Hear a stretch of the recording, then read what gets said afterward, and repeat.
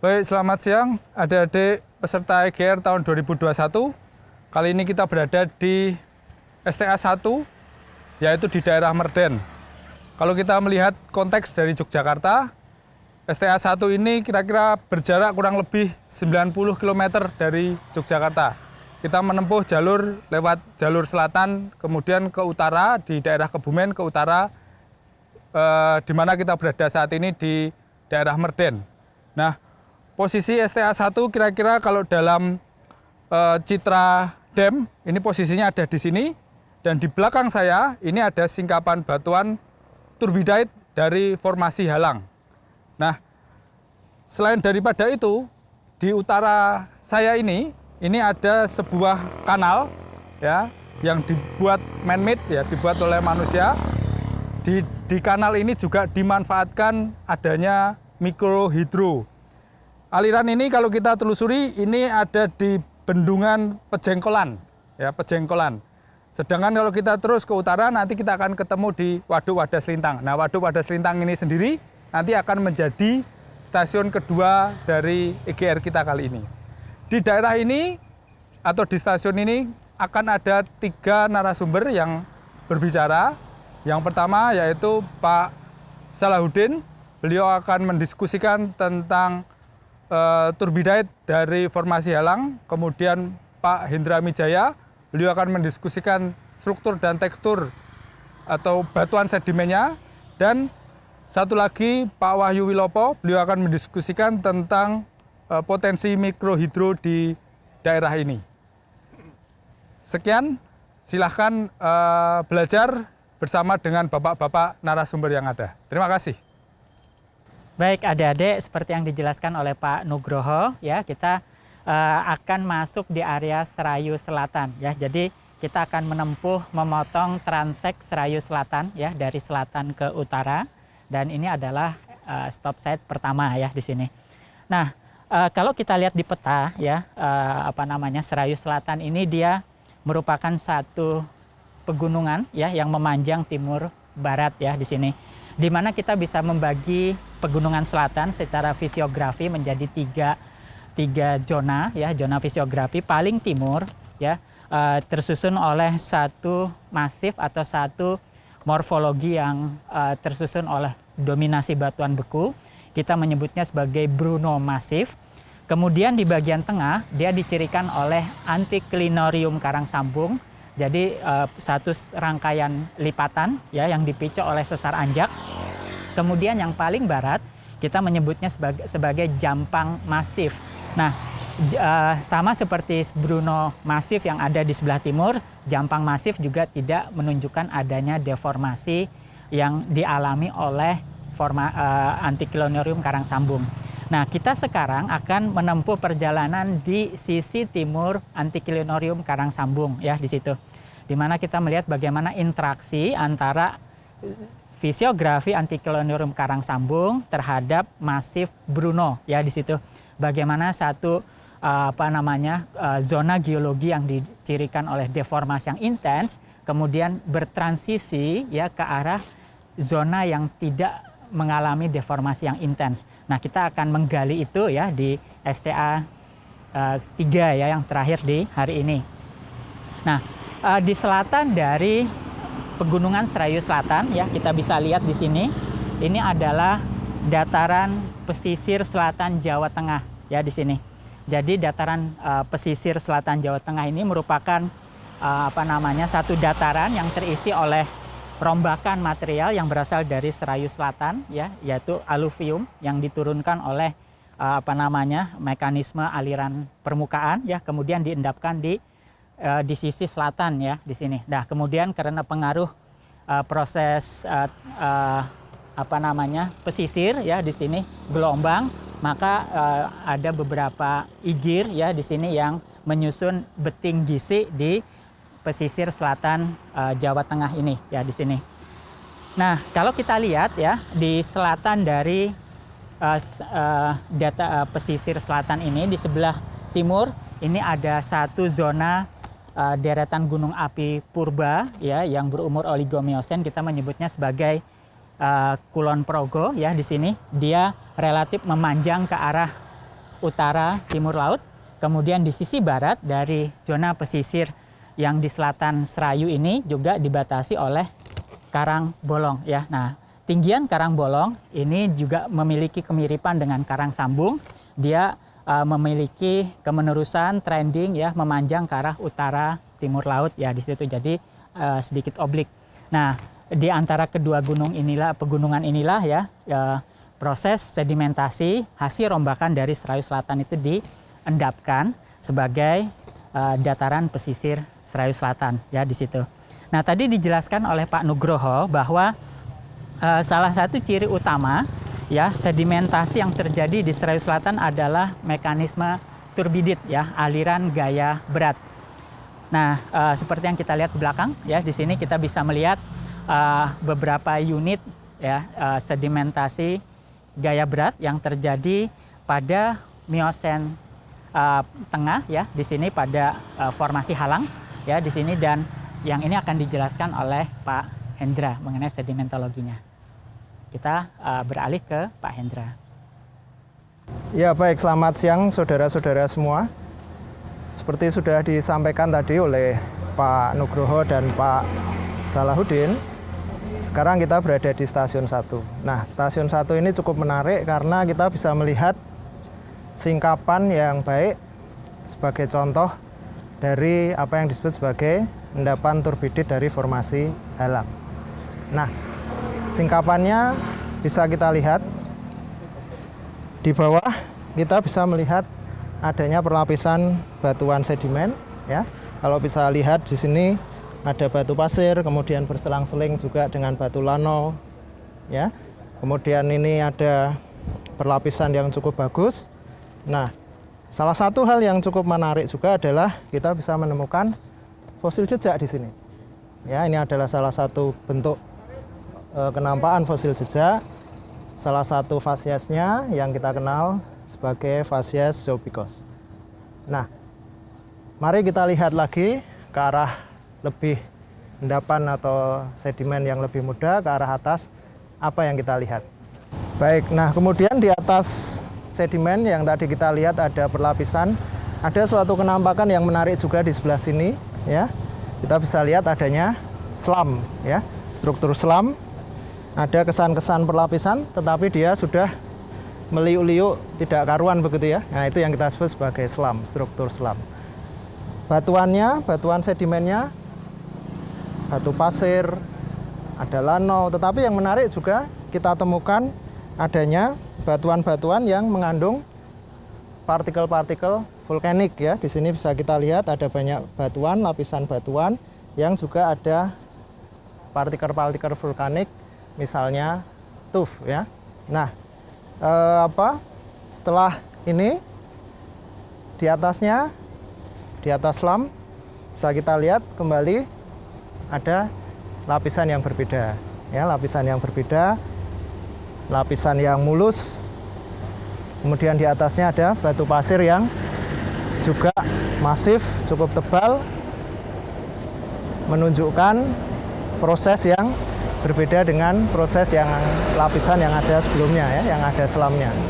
Nah, yang menarik juga di batu pasir ini bisa kita lihat masih ada sisa-sisa lapisan. Kalau kita lihat itu ya, batu lano yang terpisah-pisah atau terpecah-pecah, ada yang melengkung, meliuk, tetapi dia berada di dalam tubuh batu pasir yang cukup masif. Di bagian atas kembali kita bisa lihat ada kesan-kesan atau kenampakan lapisan sedimen. Nah, ini jadi bisa kita lihat tadi dari lapisan yang paling bawah, sekuen batuan yang paling bawah, kita bisa melihat lapisan batu pasir, batu lano yang berselang-seling ya, tipis-tipis. Kemudian di bagian atasnya kita melihat ada selam, batu pasir, batu lano, ada tufnya juga, material-material vulkanik lastik yang ada di situ. Kemudian kita bisa lihat di atas selam ada lapisan lagi batu pasir yang masif, cukup besar, tebal. Tetapi yang menarik juga bisa kita lihat masih ada lapisan-lapisan, sisa-sisa, pecahan-pecahan, lapisan batu lano yang dia tertekuk. Ya. Nah, ini kita catat kita lihat nanti apa artinya dalam kerangka kita membicarakan suatu endapan sedimen turbidite atau sedimen laut dalam. Baik, tadi kita sudah melihat kenampakan langsung di lapangan ya. Nah, catatannya seperti apa? Kita bisa membuat MS ya, measure section. Kita lihat tadi dari bawah kita punya batu pasir, ada batu lano yang berlapis ya, tapi tipis-tipis. Kemudian di atasnya kita memiliki batu pasir juga sedikit kasar, ada lapisannya. Nah, kemudian di atasnya kita memiliki batu pasir, ada yang kasar, ada yang halus, kemudian juga ada batu lano yang memiliki di dalamnya struktur slam ya. Nah, juga pada section ini atau pada bagian ini kita juga melihat tadi ada material-material volcanic lastic itu yang cukup besar ukurannya ya. Mungkin 1 cm, 2 cm, 3 cm masih bisa kita lihat. Nah, di atasnya kita dapatkan batu pasir yang masif, cukup tebal. Kemudian ada sedikit batu pasir yang berlapis lagi di atasnya. Dan paling atas, kalau kita teliti lagi lebih detail, ternyata kita bisa melihat ada batu pasir yang memiliki kesan di situ, memiliki lapisan silangsiur, walaupun silangsiurnya tidak bagus sekali ya, tapi bisa kita lihat di singkapan ada kesan silangsiur di sana. Nah, cukup menarik ini section ini, karena dengan section yang tidak terlalu tebal ini secara total kita bisa menceritakan banyak hal ya, termasuk tadi Anda juga bisa melihat ada kita temukan fosil jejak, kemudian ada partikel-partikel volcanic lastic, kemudian ini batu pasirnya di sini juga kalau kita lihat kesannya sudah kelihatan pasti dia batu pasirnya kasar, agak sedikit mengkilap-mengkilap, ada banyak kuarsanya. Dan kemudian di sini ada lapisan batu pasir juga yang tadi saya katakan walaupun mungkin tidak terlalu kelihatan sekali, tapi kita bisa melihat kesan silangsiur di situ. Nah, apa yang bisa kita peroleh dari section ini? Dalam kaitannya kita memahami apa yang disebut sebagai endapan turbidite. Nah, sebetulnya pertanyaannya apa yang disebut sebagai endapan laut dalam? Biasanya endapan-endapan yang kita kenal sebagai endapan turbidite itu diasosiasikan atau disebut sebagai salah satu bentuk endapan laut dalam. Tapi pertanyaannya kan sebenarnya endapan laut dalam itu apa gitu ya. Nah, laut dalam, istilah endapan laut dalam itu pada batas manakah kita boleh menyebut itu sebagai laut dalam? Sebetulnya tidak ada satu rumus tertentu yang mengatakan oh laut dalam itu kalau kedalamannya pasti sekian atau lebih dalam dari sekian. Itu sebenarnya tidak ada definisi yang sangat fix mengenai hal itu. Memang banyak sekali pendapat, tetapi yang umum dipakai adalah yang disebut sebagai endapan laut dalam adalah endapan yang sudah di luar dari continental margin ya. Jadi sudah ke arah cekungan, lebih jauh daripada continental margin. Umumnya para peneliti atau di berbagai referensi mengambil kira-kira batas ya sekitar 500 meter di bawah permukaan laut. Di bawahnya bisa disebut sebagai endapan laut dalam. Tetapi itu juga bukan suatu fix ya, angka yang fix. Prinsipnya adalah pada saat kita bicara endapan laut dalam, endapan itu tidak dipengaruhi lagi oleh kegiatan-kegiatan arus atau kegiatan-kegiatan ombak ataupun yang lain yang di permukaan. Ya. Nah, endapan laut dalam sendiri itu skopnya sangat luas. Bisa terjadi karena banyak hal. Jadi yang disebut sebagai endapan laut dalam, proses terjadinya bisa banyak sekali. Tidak hanya turbidite saja. Ya, ada yang kita sebut sebagai gravity driven sediment deposit. Ya, gravity driven. Artinya apa? Gravity driven. Jadi dia bergerak karena ada gaya gravitasi, karena beratnya sendiri dia bergerak. Ya, contohnya adalah sedimen-sedimen yang pada mulanya berada di permukaan, kemudian dia turun ke arah slope ya, ke arah lereng, kemudian nanti di lereng ini karena beratnya sendiri, karena dia terkena gravitasi jelas, dan dia akan bergerak ke arah tempat yang lebih dalam. Nah, ini kita sebut sebagai gravity driven sediment deposit. Tapi bisa juga endapan laut dalam terjadi karena apa yang disebut sebagai arus ya, arus laut dalam ya, arus laut dalam ya, arus laut dalam yang dia mengubah posisi atau membawa sedimen, mentransport sedimen pada laut dalam itu sendiri, itu juga bisa ada. Atau bisa juga sedimen-sedimen yang dia datang langsung ke laut dalam, misalnya dibawa oleh angin misalnya, kemudian langsung ke basinnya, ke cekungannya, dan dia terendap turun sampai diendapkan di bagian laut yang dalam. Itu yang nanti kita kenal sebagai sedimen pelagik ya, hemipelagik dan lain sebagainya. Nah, tetapi dalam hal ini sekarang kita akan membicarakan apa yang kita amati di lapangan, yaitu turbidite sedimen atau sedimen-sedimen yang terendapkan oleh karena arus turbid. Nah, arus turbid terjadi karena apa? Arus turbid terjadi karena pergerakan sedimen itu sendiri. Ya, tadi saya katakan sedimen bergerak karena beratnya sendiri oleh karena pengaruh gravitasi. Nah, kemudian dia akan menimbulkan suatu arus. Ya, jadi karena ada gerakan sedimen, dia terjadi arus. Itu yang kita sebut sebagai arus turbid. Produknya kita sebut sebagai turbidite sedimen. Ya, jadi bukan seperti sedimen yang diendapkan di sungai misalnya. Kalau diendapkan di sungai ada arus, sedimennya terbawa, dia terendapkan, ya kan? Tetapi kalau ini tidak. Sedimen mulai bergerak, dia membuat arus. Nah, itulah yang kemudian menimbulkan kenampakan-kenampakan seperti yang kita lihat di lapangan ini. Nah, ada banyak jenis atau ada banyak tipe ya sedimen-sedimen yang dihasilkan oleh aliran atau oleh arus atau oleh proses akibat adanya gravity atau gaya berat ini ya. Mulai dari yang sifatnya debris ya, debris flow, aliran yang debris ya. Jadi ukuran butirnya besar-besar, pekat. Nah, itu kita sebut sebagai debris flow. Sampai dengan ya sedimen yang ukuran butirnya halus yang tadi terjadi akibat dia bergerak kemudian membentuk suatu aliran yang kita sebut sebagai turbidity flow. Nah, variasi-variasi ini ya, variasi-variasi mulai dari yang sedimen yang debris yang tadi besar-besar ya, pekat, kemudian density flow, jadi si sedimen itu masih memiliki kepekatan yang cukup tinggi walaupun dia bukan debris ya.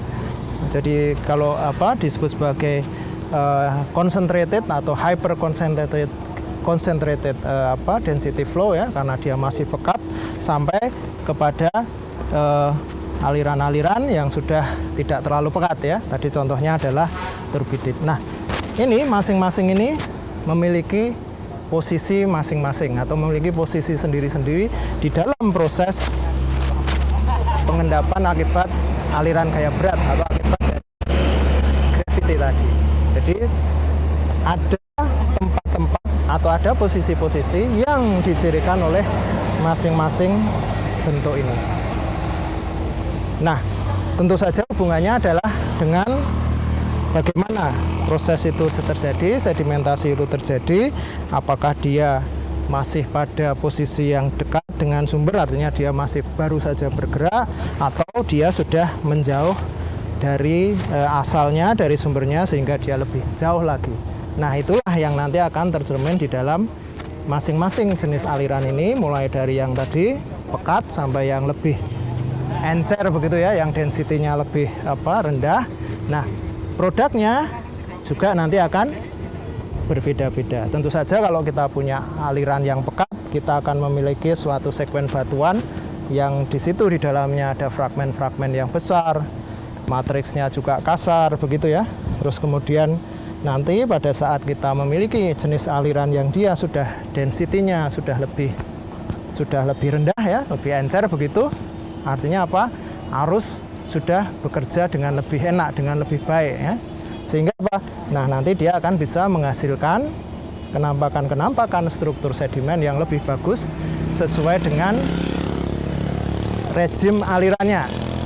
Sesuai dengan rejim alirannya. Nah, harap saudara-saudara mengingat kembali kuliah sedimentologi mengenai rejim aliran ya. Ada upper flow regime, ada lower regime ya. Nah, kapan kita akan menghasilkan struktur sedimen yang disebabkan oleh upper flow atau dia disebabkan oleh lower flow? Efeknya nanti struktur sedimennya yang ada akan berbeda-beda. Mari kita lihat lebih detail mengenai hal ini dan mencocokkannya dengan struktur sedimen yang real kita lihat di lapangan seperti yang tadi baru saja kita rekam di MS tadi. Nah, tadi seperti yang sudah kita bicarakan, pada endapan turbidit dia terjadi pergerakan akibat beratnya sendiri. Akibat ada gravitasi, akibat gaya berat, dia bergerak ke bawah ya. Nah, pergerakan tentu saja dari slope kemudian nanti masuk ke arah sedimen. Nah, umumnya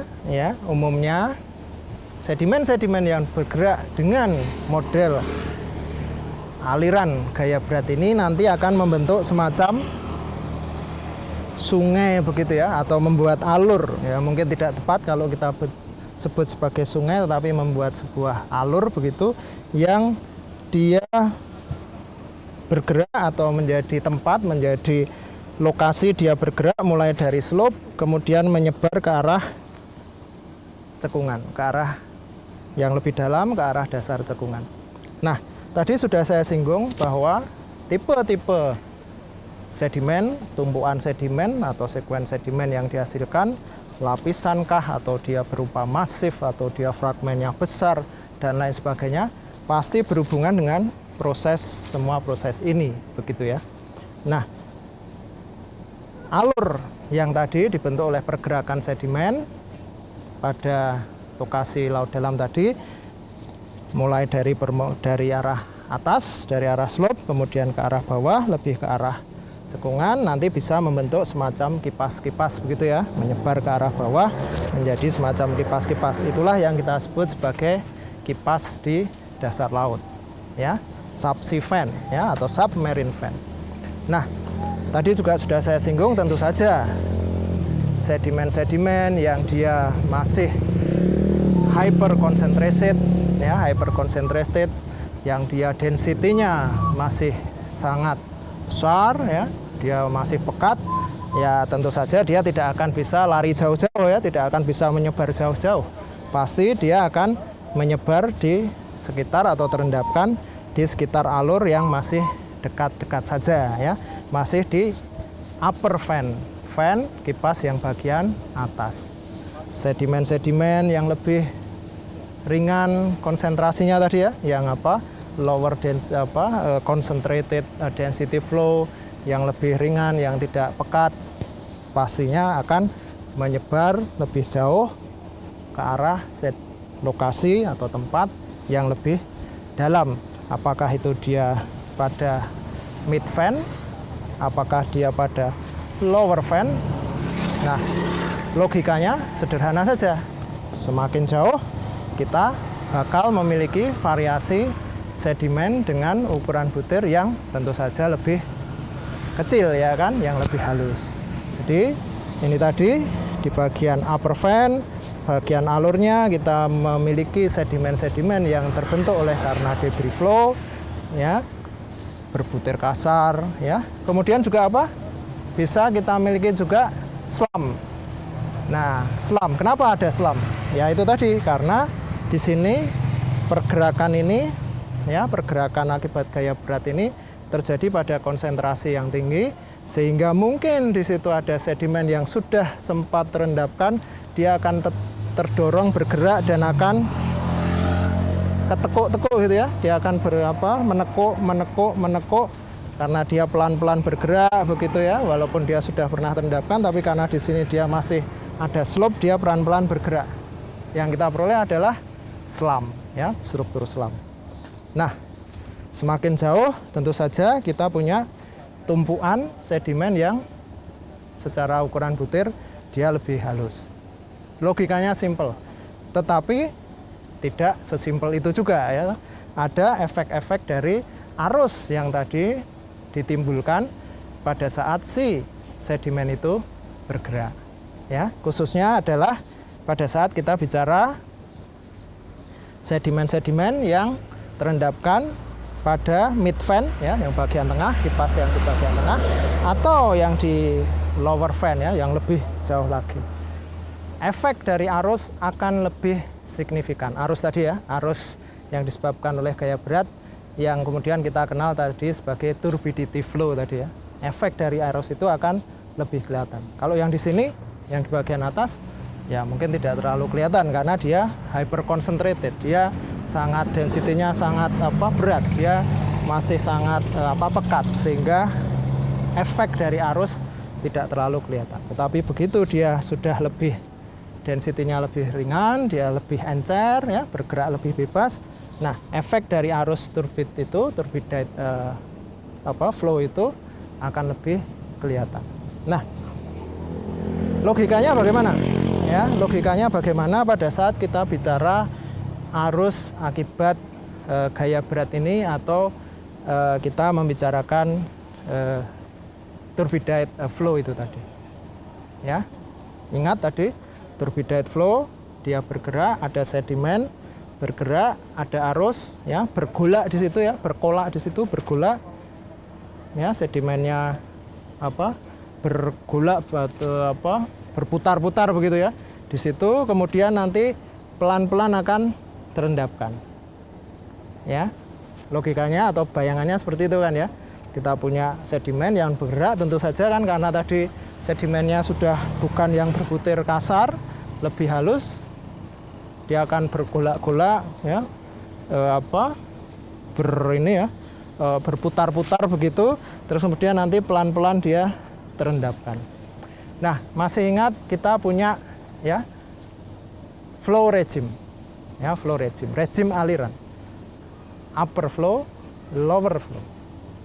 Ya, kalau kita punya kekuatan arus yang lebih kuat, yang lebih besar, ya, yang dihasilkan adalah struktur sedimennya berupa, masih ingat, berupa lapisan, atau mungkin kalau dia membentuk ripple, membentuk dune, ya, struktur dune, ripple, yang terjadi adalah anti dune, ya, masih ingat ya, kuliah sedimentologi. Tetapi begitu kekuatan arusnya itu melemah, ya, flow strength-nya melemah, yang diperoleh adalah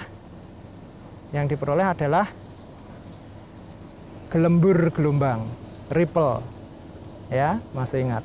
Nanti kalau sudah tidak ada arus begitu ya istilahnya, semua sudah tenang, yang terendap adalah sedimen-sedimen yang halus sekali, suspensi ya. Suspensi mulai terendapkan. Tadi yang lebih kasar, yang berukuran berbutir pasir tadi, mulai dari yang arusnya masih agak kuat, berlapis ya, terus kemudian kita memiliki struktur ripple ya, memiliki struktur gelembur gelombang. Nanti kalau semua sudah tenang, sudah terendap dengan baik, barulah yang suspensi turun ya, terendapkan di atasnya. Nah, urutan ini ya, urutan pengendapan ini yang dihasilkan oleh arus semacam itu atau arus turbidite itu, itulah yang kita kenal pertama kali distudi atau diusulkan oleh Bouma, yang kita kenal sebagai Bouma sequence atau sekuen Bouma ya.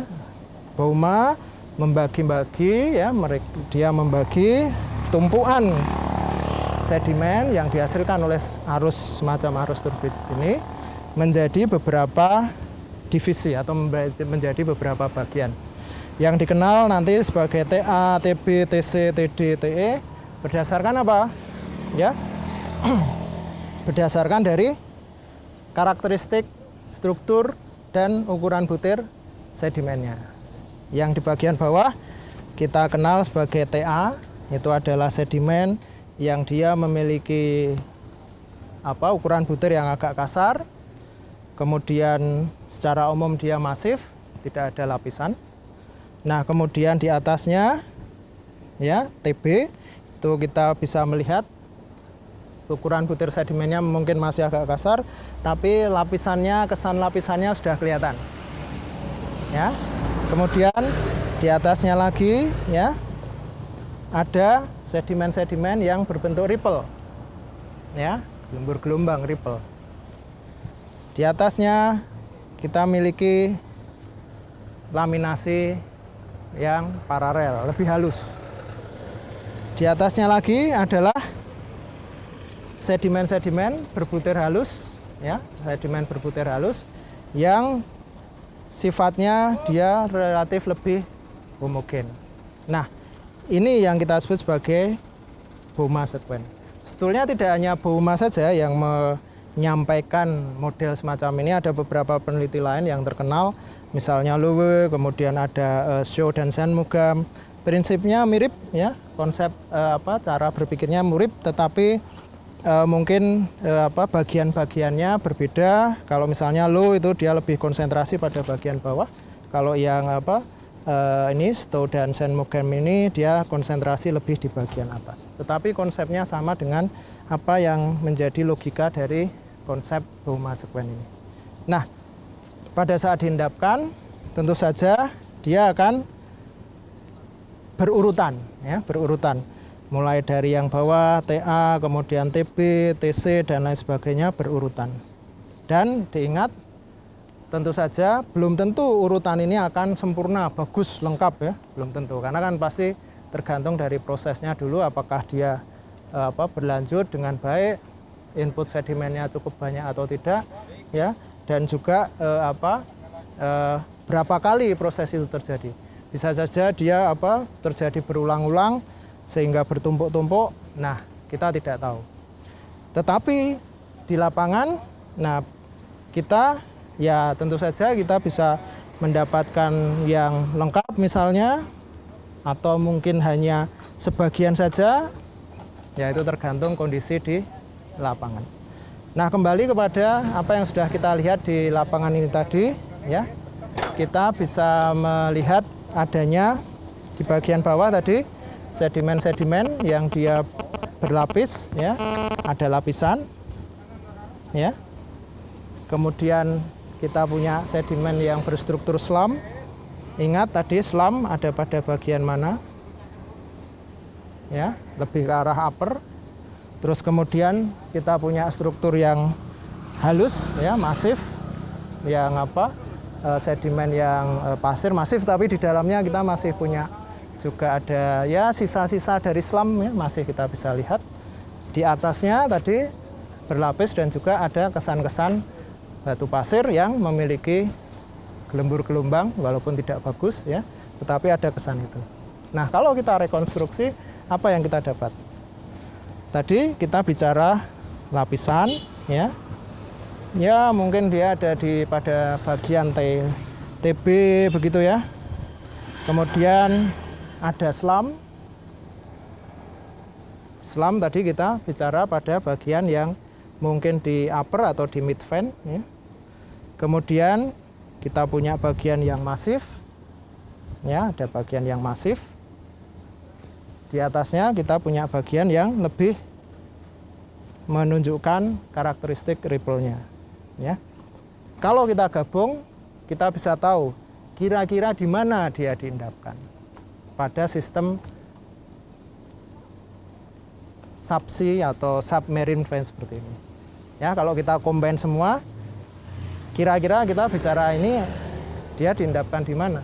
Nah, tadi ada fakta-fakta itu, ya mungkin kita berada pada kondisi di sekitar sini, ya kan? Kondisi di sekitar sini, apakah itu mungkin sedikit di upper vein atau sedikit di mid vein, tetapi kita masih bisa melihat adanya lapisan batu pasir yang masif yang cukup tebal, kemudian dikombin dengan selam, ya. Terus kemudian di situ juga ada di atas kita juga bisa menemukan sedikit kesan dari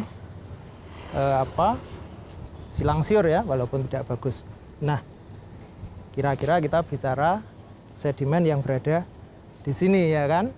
Nah, memang tidak bagus, tidak lengkap seperti Bowma sequence, ya, perfect ya. Kalau Bonoboma sekuen ini kan dia urutan yang dari yang paling pertama terus kemudian yang terakhir terendapkan, bagus sekali. Tetapi dari bagian-bagian itu kita bisa melihat kira-kira di mana si sedimen ini diendapkan.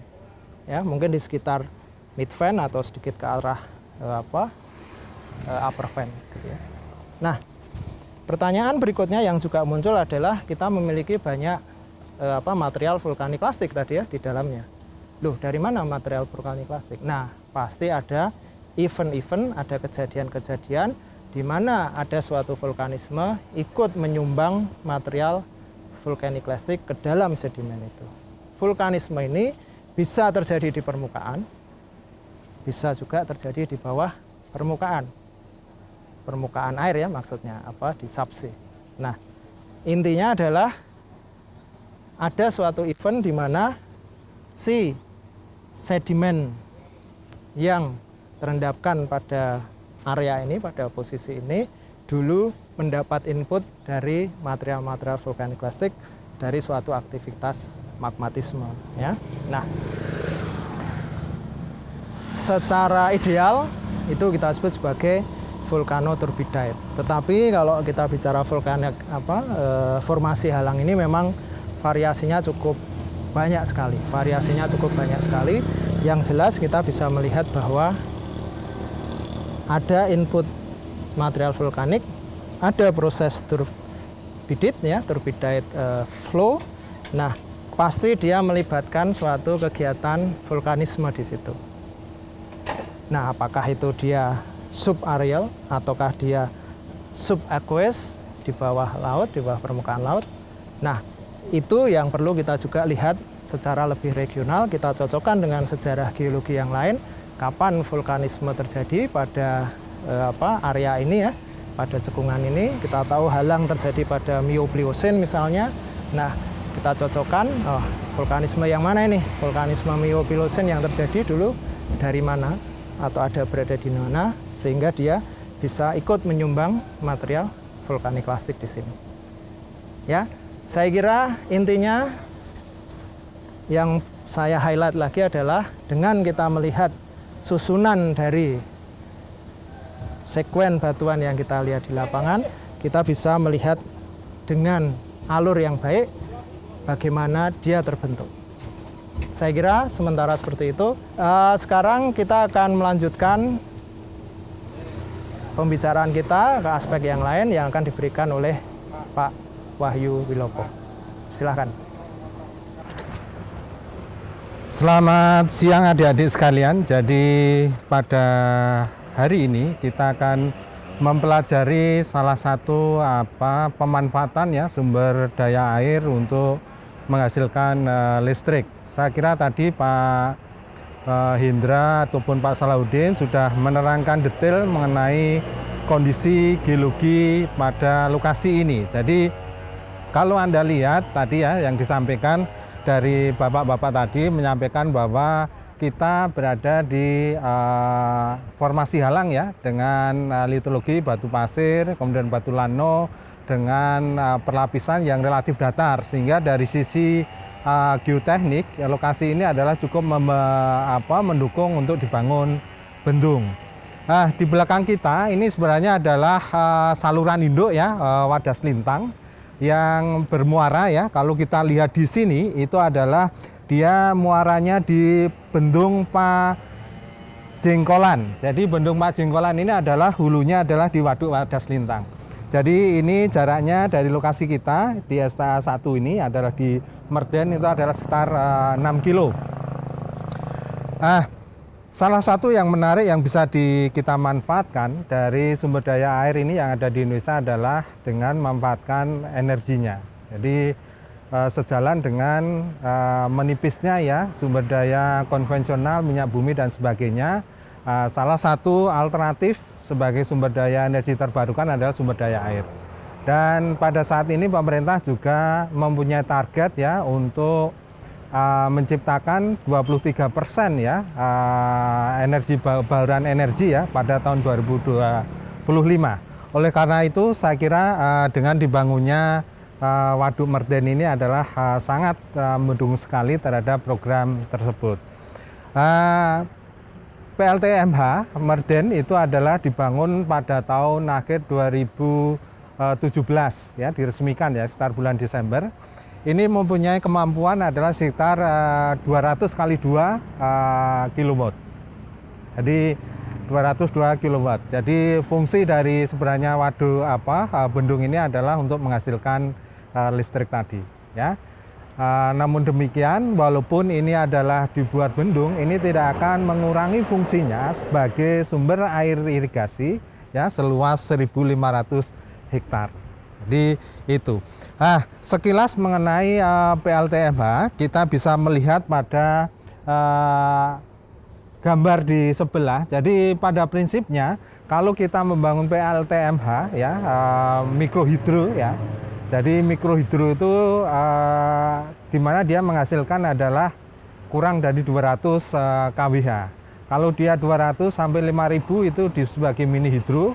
Kalau lebih dari itu adalah disebut sebagai PLTA umum. Ya. Nah ini yang banyak dibangun untuk mini hidro sama mikrohidro. Yang pertama adalah kita harus membuat bendungan. Kenapa harus membuat bendungan? Itu adalah agar kita bisa mengalirkan, mencabangkan aliran itu ya. Kemudian adalah dia masuk pada ini bak penenang, ya, bak penenang untuk menenangkan alirannya. Kemudian juga adalah dia adalah untuk sentrap ya. Jadi biar partikel-partikel halus, pasir dan sebagainya tertahan di sini. Sehingga yang masuk ya, ini adalah pipa penstock, nanti bisa kita lihat di depan sana.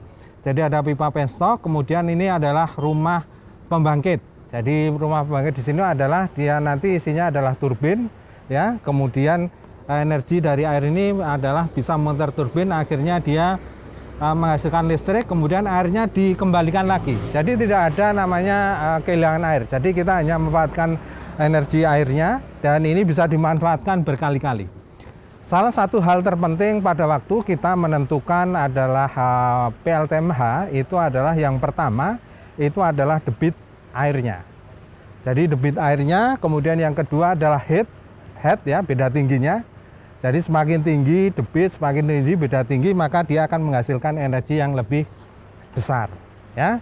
Kemudian saya kira gravitasi, kemudian berat jenis air standar, dan jelas yang terakhir adalah seberapa efektif keseluruhan sistem ini bisa berjalan. Nah, pada umumnya kita memilih sekitar 50-60%. Ya. Jadi itu yang akan menghasilkan energi listrik yang di sini. Nah, untuk kasus yang di Merden sendiri itu kita mempunyai debit sekitar 7 meter kubik per detik ya, dengan dibagi menjadi 2 pipa penstock yang masing-masing punya diameter adalah 1 meter. Kemudian beda tingginya adalah sekitar 7 meter ya. Kemudian adalah tipe turbinnya ya, itu adalah tipe propeller ya. Jadi ada Francis, propeller dan sebagainya. Tapi kita yang di sini adalah tipe propeller. Sehingga energi yang dihasilkan itu adalah 200 kali 2. Jadi satu pipa penstock itu menghasilkan adalah 200 kW. Nah, dengan kondisi ini kita bisa meminimalkan gas buang itu adalah diperkirakan sekitar 570 ribu ya ton per tahun. Jadi ini adalah salah satu usaha juga untuk mengurangi emisi rumah kaca. Itu yang ada di sini.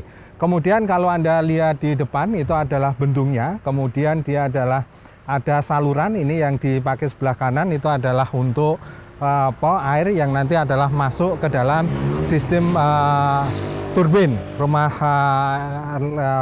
energinya. Kemudian di sini ada namanya ini adalah pelimpahnya. Jadi kalau dia ketinggiannya tinggi, biar nanti presernya di pipa penstocknya tidak terlalu tinggi, maka air nanti akan dilimpahkan ke sebelah kiri. Jadi dikembalikan. Kemudian di belakang saya ini juga sama. Jadi fungsinya ini adalah untuk sand flushing. Jadi biasanya tidak hanya air tapi juga adalah pasir atau endapan nanti akan diendapkan di sini. Semakin banyak nanti akan mengganggu volume sehingga akan mengurangi air yang bisa ke pipa penstock. Kemudian di sini ini adalah standar, kita punya namanya adalah filter ya, grifting ya. Jadi untuk menyaring partikel-partikel itu semacam daun ya, kayu dan sebagainya, sehingga nanti tidak akan masuk ke turbinnya, tidak akan merusak. Jadi ini harus rutin dibersihkan untuk menjaga biar ini adalah aman. Jadi itu sekilas mengenai kondisi PLTMH. Dan pada saat ini saya kira hampir semua, tidak hanya perusahaan kecil, perusahaan besar berusaha untuk membangun PLTMH. Jadi berusaha karena energi ini adalah energi yang bersih ya, kemudian relatif murah, dan kita punya potensi yang sangat besar di Indonesia karena tipikal daerah kita adalah pegunungan, sehingga mempunyai head beda tinggi yang sangat besar. Saya kira itu yang bisa saya sampaikan. Nanti bisa kita lanjut pada waktu diskusi di kelas. Terima kasih dan salam sehat selalu.